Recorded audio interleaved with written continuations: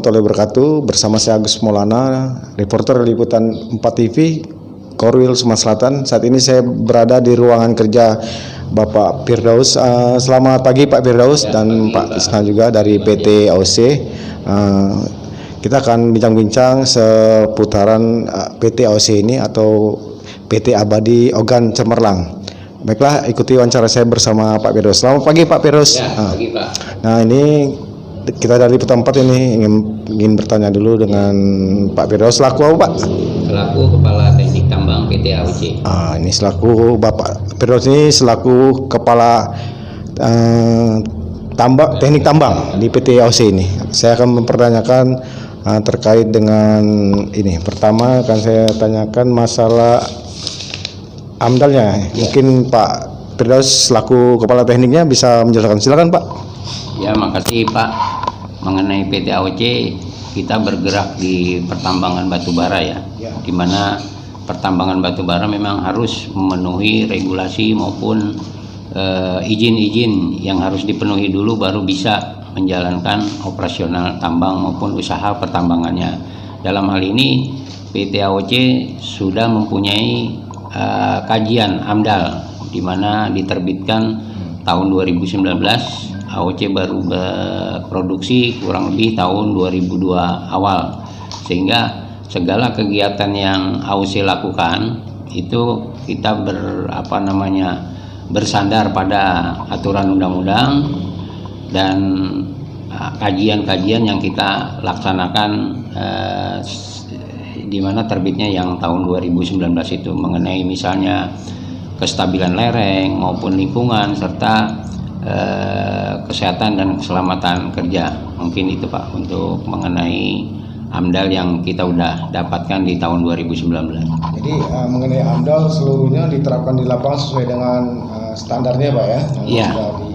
Yang sudah harus dilaksanakan. Mungkin arahan dari izin dari IUP-nya ini, misalnya izin usaha pertambangan ini, mungkin Bapak bisa jelaskan ini gimana bisa dapat PT AOC ini IUP-nya, silakan Pak. Iya, AOC memang sebelum melaksanakan penambang ini kita sudah mengajukan ke Menteri SDM ya.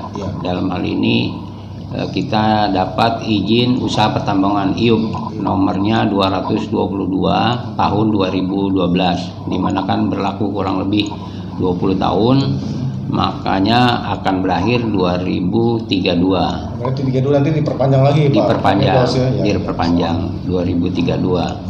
Nah, sejak mendapat IUP itu baru kita sebagai perusahaan pertambangan, dalam hal ini bukan pemilik lahan tapi pemilik izin untuk menambang.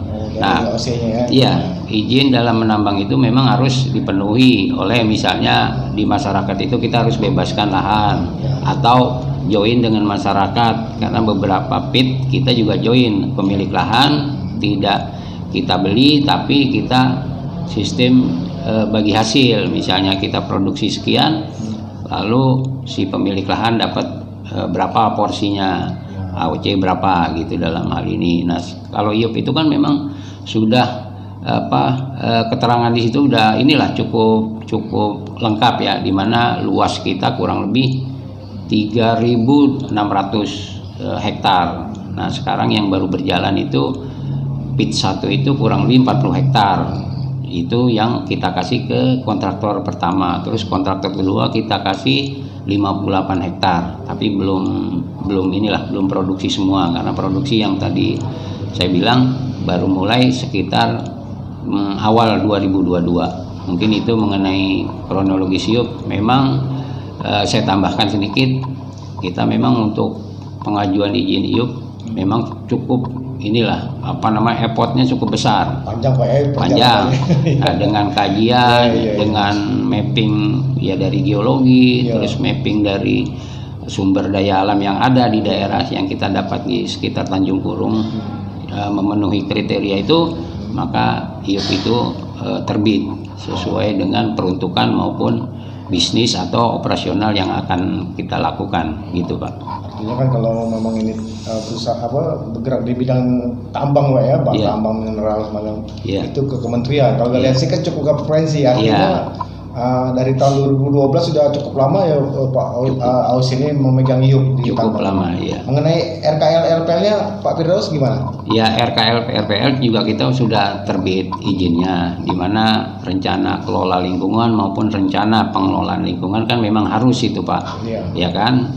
Dalam hal ini setiap perusahaan tambang atau yang akan melakukan penambangan itu harus panduannya itu atau regulasinya harus memakai itu.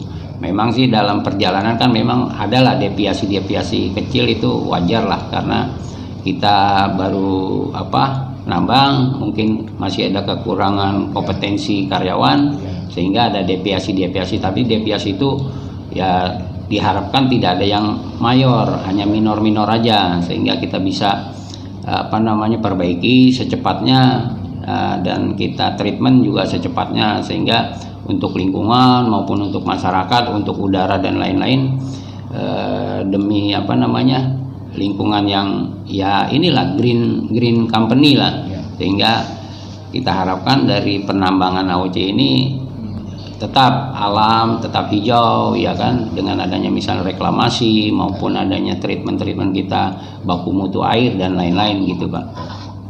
Biasanya apa yang disampaikan dijelaskan oleh Pak Firdaus selaku Kepala Teknik Tambang AOC Pak ya. Ini di akhir pembicaraan wawancara kita bersama di Tampak TV, mungkin ada yang ingin disampaikan kembali oleh Pak Firdaus, misalnya dari PT AOC ini untuk Kabupaten Aku bahkan masyarakat Aku. Silakan Pak Firdaus. Ya, AOC sih berharap ya, di mana AOC operasional di Sumsel ya, berharap AOC dapat menyumbang lah, sumbangsi terutama khususnya kepada Provinsi Sumsel dan juga masyarakat sekitar lah, agar di mana masyarakat ekonominya meningkat, sama-sama kita berdayakan, perusahaan juga hidup, masyarakat juga bergeliat, ekonominya kan multiplier efeknya dapat dirasakan, misalnya oleh kecamatan atau desa itu merasakan juga perkembangan dari penambangan PT AOC. Dan juga untuk ke Tripika diharapkan, saya mengharapkan gitu, Tripika itu kita dapat bekerja sama lah, dimana kalau memang PT AOC ada kekurangan PT AOC inilah menerima teguran maupun bimbingan dari Pemda setempat, atau ya kalau dalam ini tokoh masyarakat atau tokoh agama di sekitar tambang kita gitu mungkin Pak. Terima kasih atas waktu dan kesempatannya Pak Firdaus selaku Kepala Teknik PT Abadi Lagancemara yang bergerak di bidang tambang batubara.